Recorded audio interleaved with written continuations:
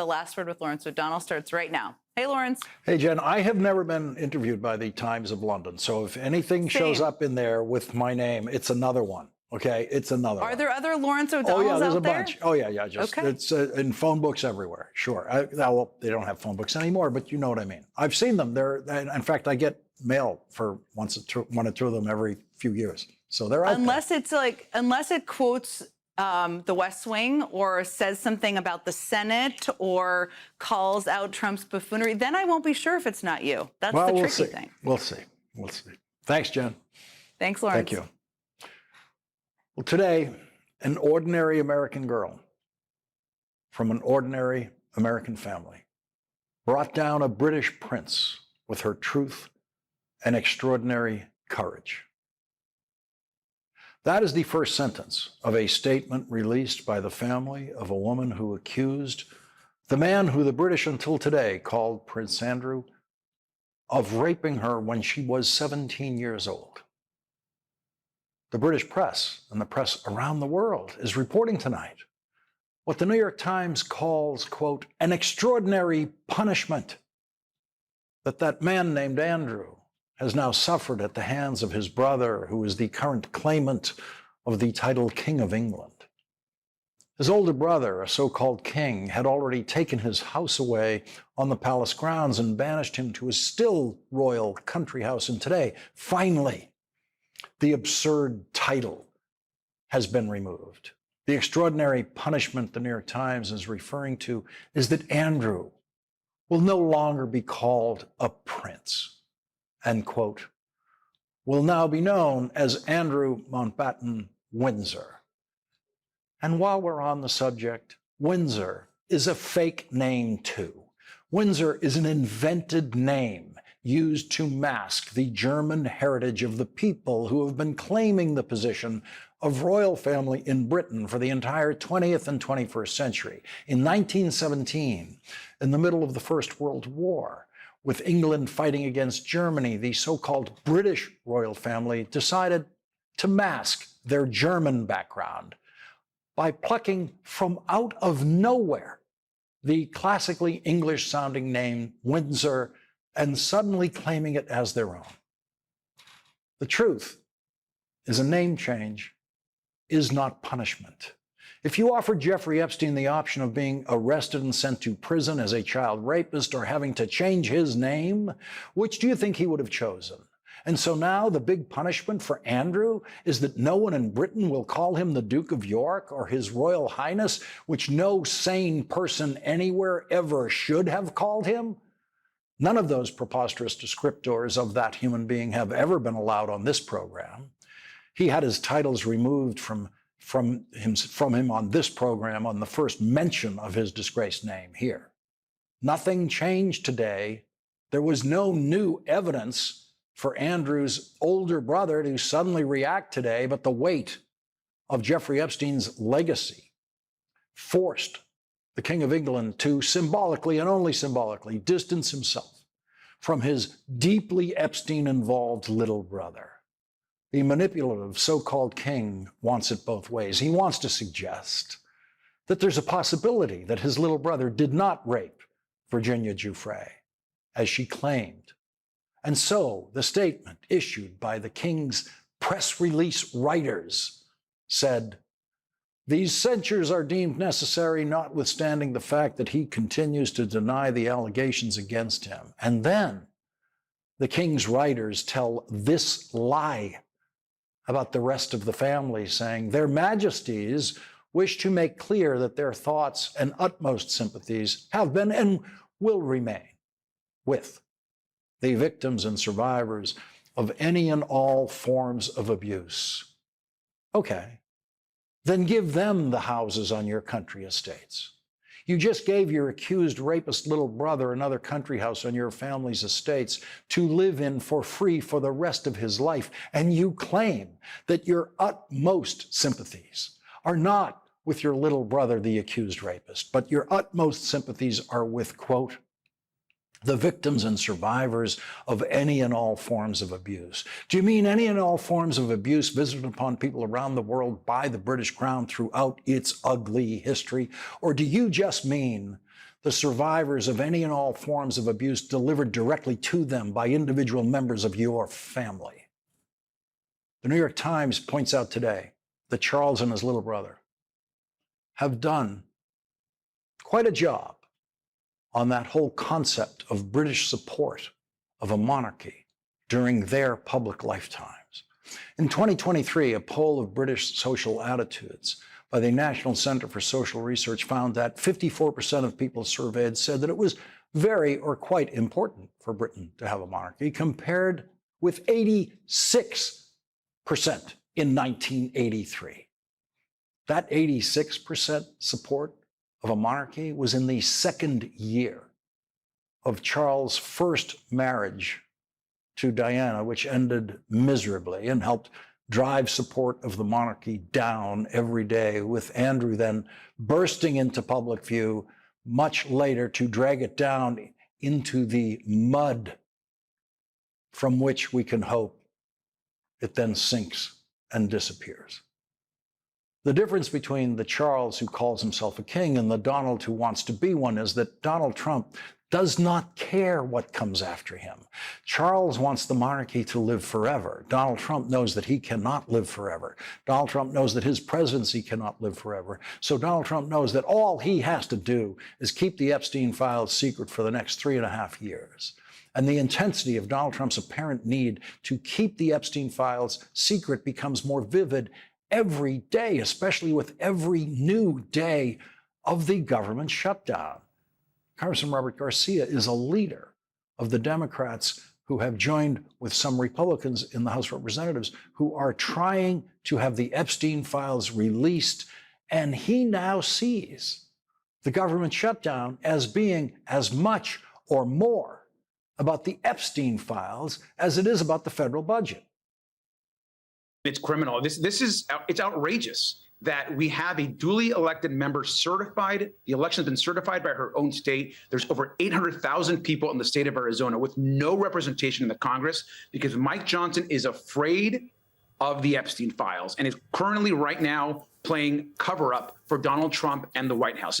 This idea that we now have a shutdown because they're too scared of the truth, they're too scared of getting justice for the survivors of women and girls that have been trafficked, as we know, in the past by Jeffrey Epstein and other powerful men. And so this shutdown has become, I think, really emblematic of the corruption in the Republican Party. We now have a shutdown because you are too scared of the truth. The shutdown appeared to be about budget issues at the beginning, but as it drags on with absolutely no attempt to negotiate those budget issues, you have a right to wonder what it is really about. And with the Speaker of the House using the government shutdown as an excuse for not swearing in the newest elected member of the House of Representatives who would become the decisive vote in the House to release the Epstein files, gives Congressman Garcia more than enough evidence to reasonably argue that, quote, we now have a shutdown because you are too scared of the truth. If the shutdown is not about the Epstein files, then prove it. Speaker Johnson can swear in the newest elected member of the House of Representatives tomorrow, Adelita Grijalva. And the only reason he is not doing that is that she would then immediately become the decisive vote to release the Epstein files. Technically, she would become the 218th signature on a so-called discharge petition, which forces a vote in the House of Representatives on releasing the Epstein files, a vote everyone knows will pass. And so Donald Trump travels the world avoiding any possible negotiation to end the shutdown because the shutdown shuts down the Epstein files. Donald Trump proves the pointlessness of his world travels whenever he talks about them. Today on Air Force One, after his meetings in China, he told reporters something that would be unthinkable for any other president in that situation. He said, quote, Taiwan never came up. It was not discussed. Taiwan never came up. No kidding. It never comes up unless the American president brings it up. No Chinese dictator has ever jumped into a discussion on Taiwan unless forced to by an American president. And so Donald Trump is treating himself as just a spectator in the back of the room saying Taiwan never came up. Don't know why, it just never came up. Thereby proving the utter pointlessness of the Trump world tour. other than as a distraction from the Epstein files and a distraction from the cruelties that Donald Trump was inflicting around the world and at home every day. Of course, Taiwan never came up. It would only come up in a serious discussion between a president of the United States and a Chinese dictator. And that is not what was happening. Donald Trump said he was going to change his illegal and unconstitutional tariff structure with China, leaving most of the illegal and unconstitutional tariffs in place. And he did that a week before the United States Supreme Court will hear the first case brought to them challenging the illegal and unconstitutional Trump tariffs. This week is the worst week for Donald Trump to be playing arbitrary public games with his tariffs, showing how non-policy based they actually are. But that is how confident he is that the Supreme Court he appointed will let him do what he wants to do. Donald Trump must believe that his Supreme Court will find a way to change the Constitution for him and remove Congress's exclusive, constitutionally granted power by the founders to set tariffs.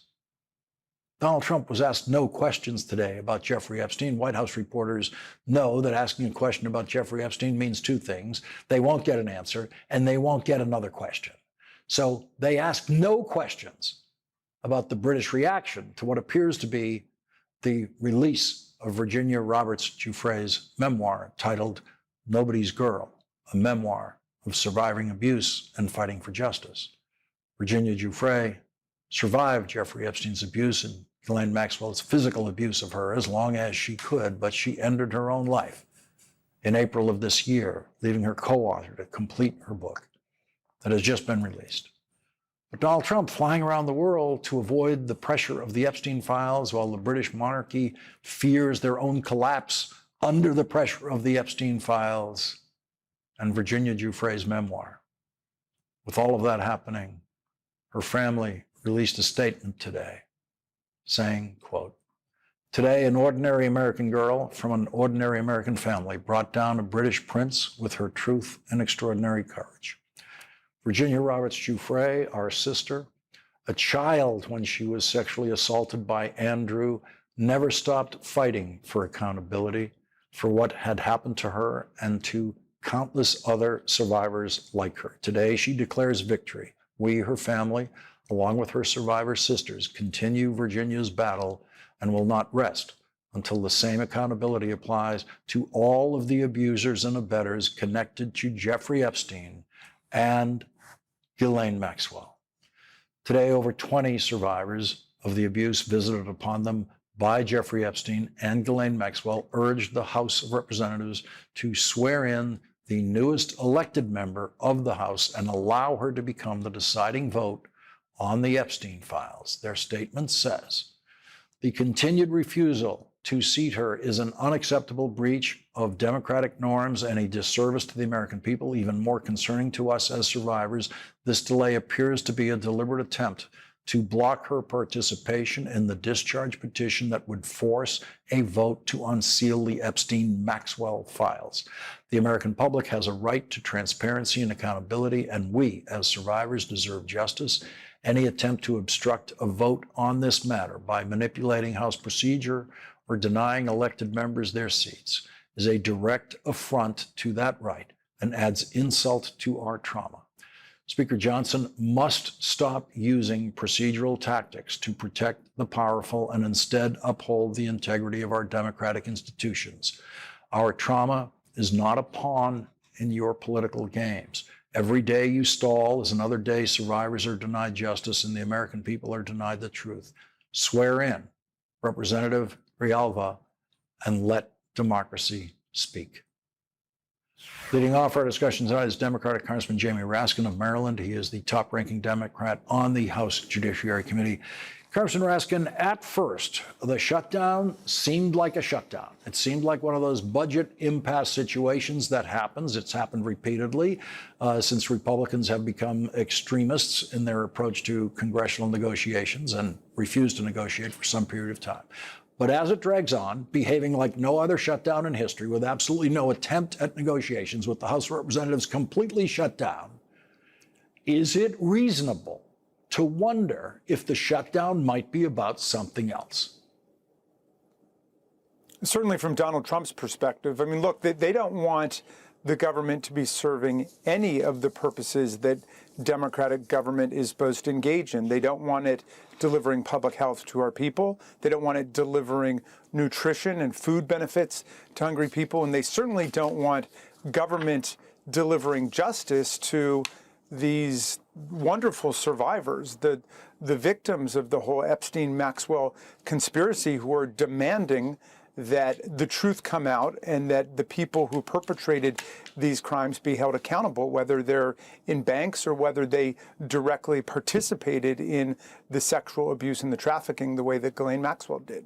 So we've seen that Andrew has gotten basically a transfer of sorts in his housing arrangements in England. Ghislaine Maxwell is faring in her way much better since she's moving up in her treatment that she's getting, while she at least is now still in federal custody. Right, you are. And thank you for that beautiful anti-monarchical statement you made at the beginning of your show, whether the monarchies in England or the aspiring monarchs of the U.S. But look, Ghislaine Maxwell was transferred from her original sentenced confinement to a very cushy Plum camp in Texas after that visit, you'll recall, from Todd Blanche, who's the number 2 at the Department of Justice. And he went over to satisfy himself that Ghislaine Maxwell had all of the right things to say and to not say about Donald Trump. He wasn't going over there to investigate her and to get her to talk about who the other co-conspirators were. He wasn't looking for the other people who had victimized all of the girls and young women. No, he was just trying to satisfy himself that she wasn't going to implicate Trump in any way. And when he pronounced himself satisfied after 2 days of questioning, then she had this extraordinary transfer as somebody implicated in a sex trafficking conspiracy. Sex offenders are not normally allowed in this camp. She was transferred there on an overnight basis. I mean, even people who are ordinarily eligible have to go through months-long process to demonstrate a compelling reason for why they need to be transferred from one facility to another. Now what we've discovered is now that she's there, she's basically being treated like an honored guest at a Trump hotel rather than a federal prisoner. And the other prisoners who are objecting to all of the pampered and privileged treatment she's receiving are being punished. And at least one of them was transferred out of the prison to a much harsher facility when she objected to the fact that this was a prison only for nonviolent offenders, and sex trafficking is a violent offense. And Ghislaine Maxwell was herself directly implicated in the abuse of the girls who she helped to procure for Jeffrey Epstein. So you have found that the Bureau of Prisons and the warden in particular in this new facility seem to be now part of the Trump Protect Ghislaine Maxwell team. Well, that's what we're looking into, and we've written a letter asking some very tough questions because there are reports that she gets visitors who get to come and see her in a way that other prisoners don't, that she has different kinds of food privileges. She basically gets room service there. No other prisoner has food brought to their cell. Apparently, she's getting that particular amenity in her stay there. She gets to take showers at times when it's not available to other prisoners, and she gets a completely extraordinary treatment. And when the other prisoners have objected, they have been punished in different ways, and they have received warnings that no one is to exercise their First Amendment rights about Ghislaine Maxwell. No one is to talk to the press about Ghislaine Maxwell. So we have demanded the right to go in. We want to send our House investigators over there to talk to inmates and to find out what's going on. Why is there this double standard, this extraordinary double standard being provided to a person who refused to testify when she was prosecuted, presumably has lots of information that the government should be interested in for reasons of justice, not for reasons of protecting Donald Trump? And the one time she ever spoke in court was at her sentencing hearing, and she did not deny a single element of the accusations against her. Congressman Jamie Raskin, thank you very much for starting off our coverage tonight. You bet. And coming up, Ohio Senator Sherrod Brown lost his reelection campaign last year in Ohio by 3 points. And with the Affordable Care Act under attack and 1.4 million people in Ohio depending on food stamps for survival, Sherrod Brown is a candidate for United States Senate again, and he will join us next.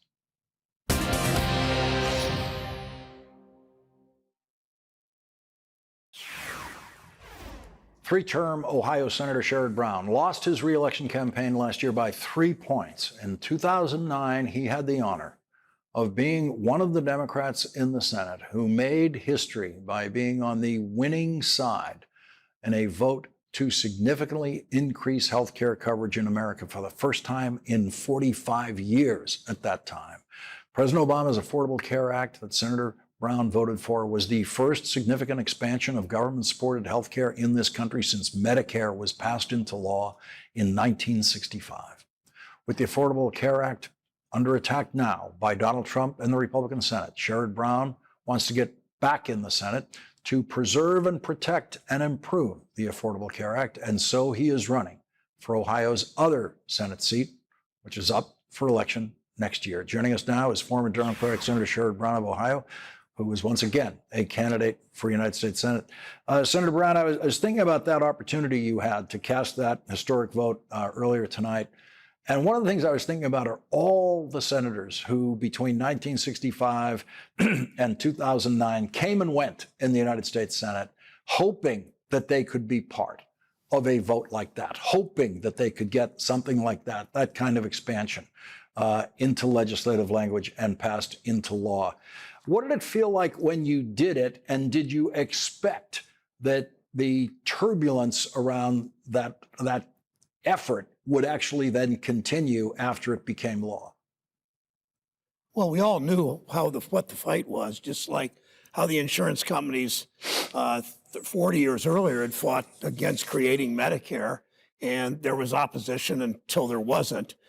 This time we knew that people like John Husted, who was then a state politician, would continue to fight against it and try to eliminate. I had a meeting, I met with a number of people today, because these are numbers in many ways until, they're Medicaid, John Husted's vote on Medicaid will mean, the deciding vote will mean 490,000 Ohioans will lose their insurance. I wanted to meet people and see what they said. One of the first people I met was a gentleman named Drew, a Marine, I believe a Marine. He was a veteran. He has his own business, self-employed. He's an exterminator. And he said Saturday, when these numbers come out, he is virtually certain that he'll have to drop his health insurance because he can't afford it. A veteran, a self-employed businessman that wants to make his country better, that wants to provide for his family. John Husted has stood against that to simply say, no, we're not going to continue those efforts, those subsidies, so Drew loses his insurance. I mean, that's why I'm running for the Senate, as you said. That's why people should come to SherrodBrown.com and help with 10 or 15 or 20 bucks, because the other side's got plenty of money. Wall Street, insurance companies, oil companies, drug companies. We win, and I've won 9 out of 10 federal elections in my life. We win because we fight for people that really need, that people that don't always have government on their side. I used to have all 100 senators' names in my head at all times. I had to actually look it up today to remember the name of the senator who you've just mentioned, who was appointed to fill J.D. Vance's seat after J.D. Vance went to the vice presidency. So Ohio has an appointed senator there who, as this possibility of running out of supplemental nutrition program in Ohio is looming, apparently thinks his job is to do nothing about it. Well, he's done something about it. When he was in state government, he spent his time, frankly, fighting for special interests, working with special interests. Now he's in Washington. He's doing the same thing.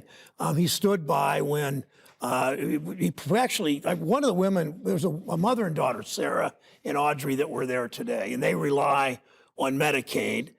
because of their daughter's disability. She has a job, she works, her family works. They're doing everything they can. She met with the new Senator, John Husted, and she told him her situation. He promised her that he wouldn't cut Medicaid.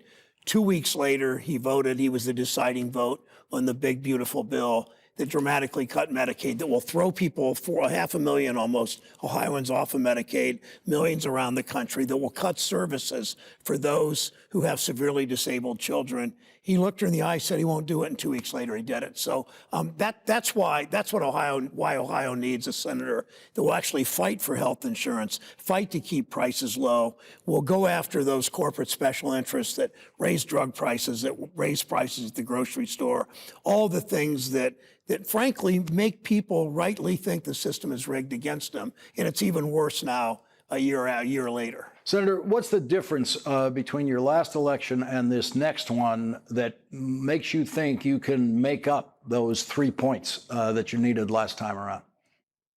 Well, last election, not to get too much in the weeds, Donald Trump won my state by 12 points. I ran way ahead of that, of our nominee, but I couldn't run far enough ahead. I lost by 3, as you pointed out. But the big difference is John Husted has come to the Senate, and he is fronted for special interest after special interest. He votes essentially to throw 500,000 people off health insurance. He votes essentially to close 10 or 11 or 12 projections, 10 or 11 or 12 rural hospitals. He votes against veterans benefits. He stands by and does nothing when these cuts are coming to SNAP, to food stamps. And he stood by and done nothing. I guess he just figures they'll vote for him anyway. Farmers, a year ago, American farmers sold $12 billion of soybeans to China. This year, after harvest, it's zero. So he stands by Ohio's need somebody that's going to advocate for farmers, advocate for consumers, advocate for health care, and John Husted ain't it. Sherrod Brown, thank you very much for joining us tonight. Thanks. Thank you. And coming up, the New York Times is one of the only news organizations in the world with the resources and expertise to cover the damage Donald Trump is doing around the world, especially to the poorest people in the world. That's next with New York Times global health reporter Stephanie Nolan.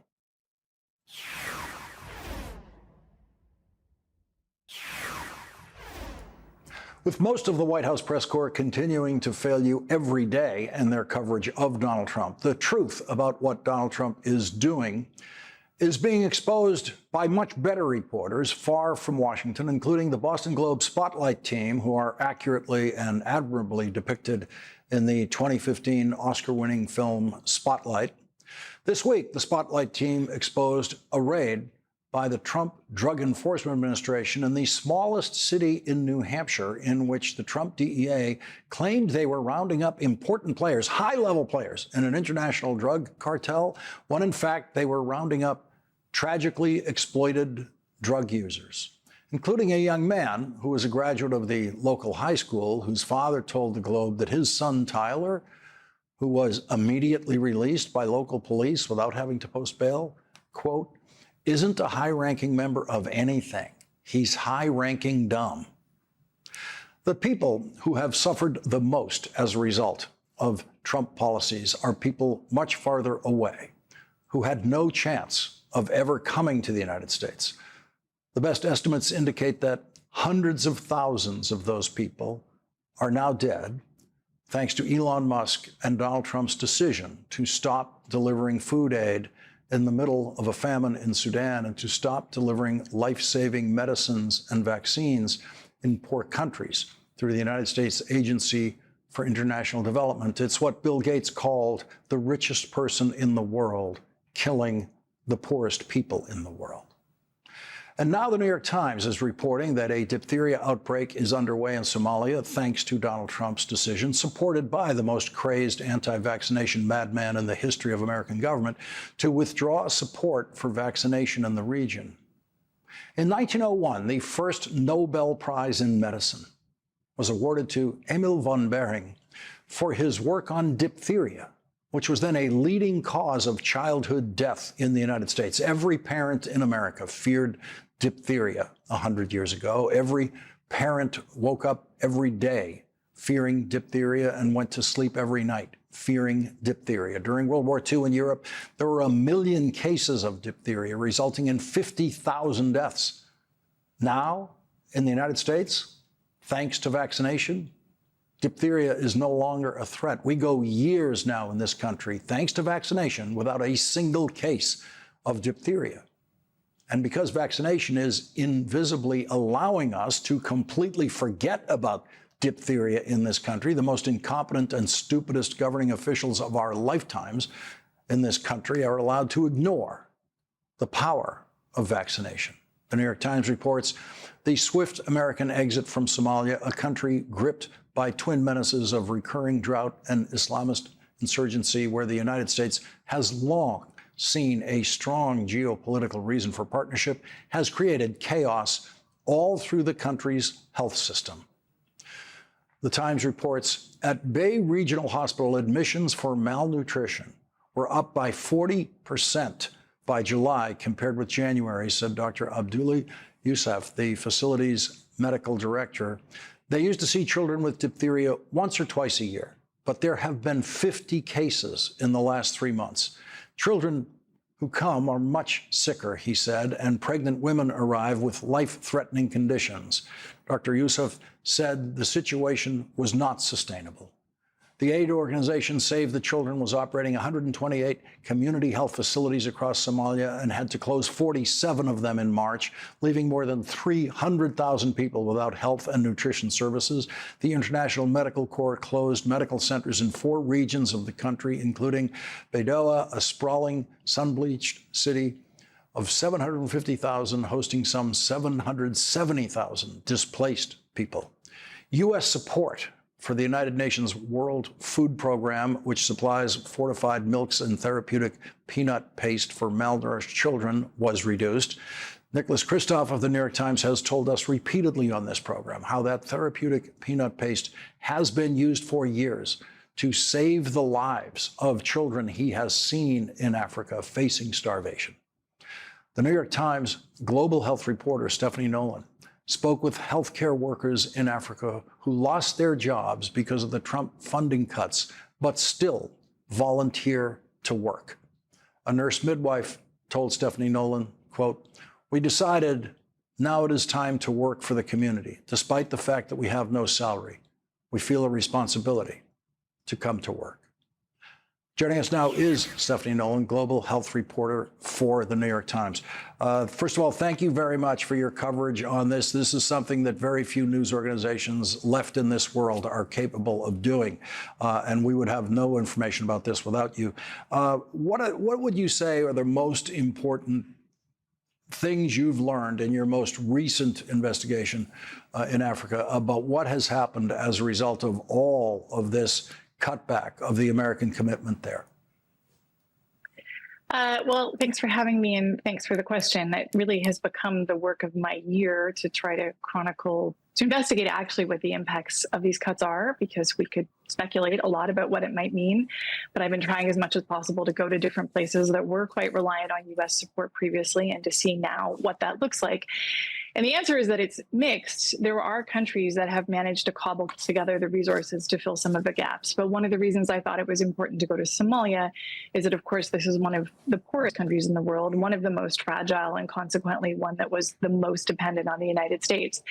And we've been hearing bits and pieces about what the loss of food aid means, what the loss of healthcare means. But to actually go there was really stark. And what's been lost is a really simple thing.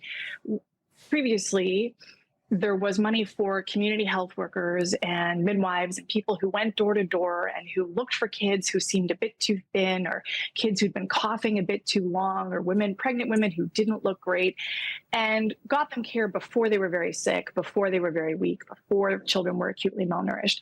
And with the aid cuts, with at least 40% of the assistance gone, probably more, although it's still quite hard to tell because it's still kind of shaking out, that's gone. And so so you don't catch some of these kids. And when they are found, or when their parents do bring them, manage to take them quite long distances to facilities, they're very, very thin and they're very, very sick. And pregnant women are coming in with late stage complications in labor. And there are still some of them getting caught by that last emergency net of intervention. But of course, it's much harder and much more expensive and to intervene at that point. And kids who got to the point of being acutely malnourished live with the consequences of that all their lives. Yeah, and that's what the doctor says in this, is that they're arriving, when they do arrive into the system now, it's so late in the development of their health issues that it is not a sustainable situation to try to maintain this kind of intervention at that late stage. It's much more expensive. It costs a couple bucks to run, per child, to run a feeding program in the community. It can cost several $100s to intervene to save an acutely malnourished child, which doesn't maybe sound like very much, but like the entire budget of the state of Somalia last year was $350 million, right? And almost all of that went on defense. The health budget is basically nothing. So if you're talking about a couple $100s per head to use to save these children, there aren't those resources. And then the other thing that happens is that you have kids who are much more malnourished, who are therefore have much less immunity, and they're much more vulnerable to infectious disease. And that's why, you mentioned diphtheria a minute ago. That's why you have this sudden surge in infectious diseases that primarily affect children. So diphtheria is raging in Somalia, but so is whooping cough, so is measles, so is cholera. So all of these things are so much more deadly for kids who have no defenses left. And it was, prior to this year, so easy for this government to be able to helpfully intervene and prevent so much of this. Stephanie Nolan, thank you very much for your invaluable reporting. Thank you very much. And coming up, New York Times columnist Nicholas Kristof, who has recently returned from Africa, asks why Donald Trump wants to help only one country in this world, Argentina. That's next.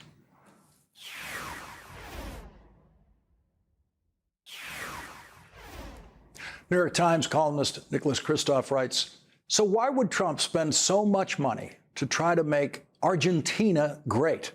In part to try to rescue a right-wing Trumpian ally.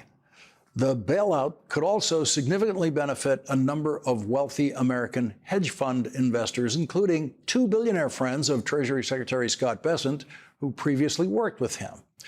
Joining us now, Nicholas Kristof, Pulitzer Prize-winning journalist and columnist for the New York Times. And Nick, we've been waiting. I mean, I guess I didn't realize we were waiting for this juxtaposition, because I didn't realize there was a country that Donald Trump was suddenly going to open his heart to. Who knew that he actually believed in foreign aid? That we could say, well, yes, 40 billion, the entire budget of USAID, just give it to one country. That's the plan.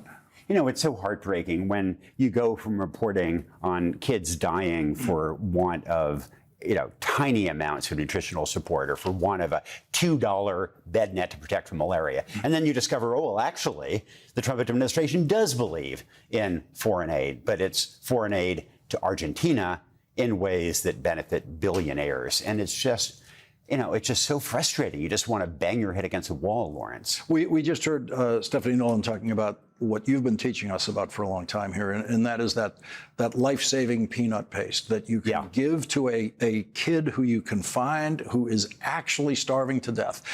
Actually, there's a lot that they can't consume at that stage. That's right. But the peanut paste is something they can get down. Couldn't be cheaper for us to provide, and we took it away.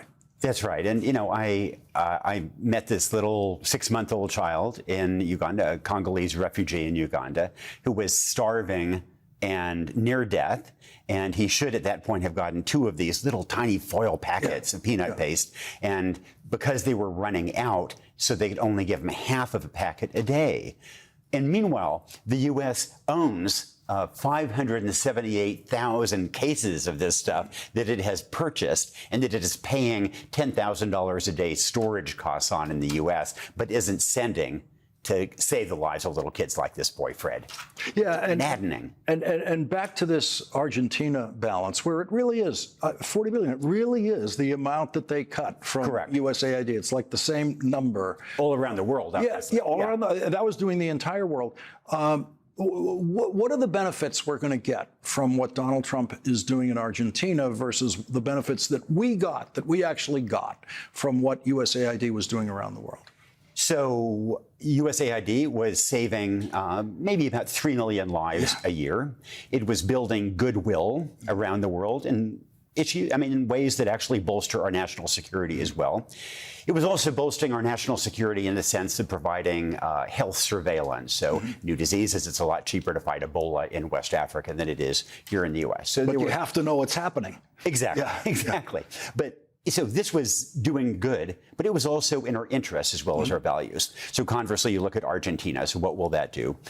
Well, most people think that that money is effectively down the drain. It's supporting the Argentine currency, which is overvalued. And so it will temporarily provide a lift to that currency that will help President Milei, that will provide him some political benefit to a friend of the president. But mostly it will provide an opportunity for wealthy Argentine and American investors who've invested in peso-denominated instruments, stocks or debt, give them a chance to get out and earn some money on the way out. And it's just, lives, national security, if we invest in USAID or bailing out some very, very wealthy investors. That's the choice we have, and that's the choice the administration made. So we have a government shutdown here. We have workers who aren't allowed to go to work around the country in many positions. And here you see in Africa, Stephanie Nolan reporting to us that healthcare workers who now have no income because all the funding has been cut, and they still go to work. Because they know they're saving lives, and the courage and commitment. People sometimes think it's incredibly depressing to see this, and obviously on one hand it is, but you also see the courage and this indomitable spirit of these people. There was a woman called Anna I met from Congo, this refugee who had been gang raped and brutalized. She was crippled. They took away her wheelchair. She crawled from Congo to Uganda with her small baby. And you just think of what this woman could accomplish, but now she gets to a refugee camp, and because of USAID cuts, she can't get a wheelchair. Just a simple thing like a wheelchair for this incredible woman, incredible, inspiring woman. Yeah, that is the word. I was in Malawi all of last week, and what you see there in other countries, these are the hardest working people in the world. And so the working within a world of deprivation, but so inspiring to see that they are unstoppable. And it has made a great partnership where we have worked with people there by providing community health workers, by providing an education, by letting girls actually learn to be literate, to then get jobs, raise their kids. And it has been an amazing partnership that has reduced child mortality by half over the last 20 years. It's done so much good for the world. And now, instead of weighing in more on that, we're bailing out hedge fund investors in Argentina. Nick Kristof, thank you very much for your invaluable reporting, as always. Nicholas Kristof gets tonight's last word.